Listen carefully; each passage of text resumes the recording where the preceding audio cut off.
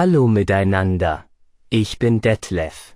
Hier ist Platz für ein bisschen Spaß zwischendurch, für kurze Pausen vom Alltag und für Witze, die man nicht allzu ernst nehmen muss.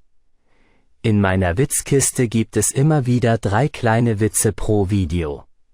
Lehn dich zurück und jetzt viel Vergnügen mit der aktuellen Runde.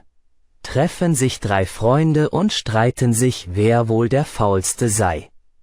Sagt der Erste: Ich bin gestern durch Frankfurt gelaufen, da lag ein 100-Euro-Schein vor mir und ich war zu faul, ihn aufzuheben. Sagt der Zweite: Das ist ja nichts. Ich hab letzte Woche im Preisausschreiben einen 7er BMW gewonnen und war zu faul, ihn abzuholen. Lacht der Dritte nur und sagt: Ich war gestern im Kino und habe 2 Stunden lang nur geschrien.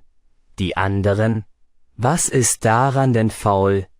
Der Dritte wieder: Ich hab mir beim Hinsetzen die Eier im Klappstuhl eingeklemmt und war zu faul aufzustehen. Der zweite Witz: Wissen Sie, warum die Araber kein Brot haben? Nein? Ist doch ganz klar warum, weil sie Kamel haben. Der dritte Witz: Treffen sich 2 Magnete, sagt der eine: Was soll ich heute bloß anziehen? Das war's für diese Runde aus Detlefs Witzkiste. Wenn dir das ein Lächeln gebracht hat, schau gern wieder vorbei.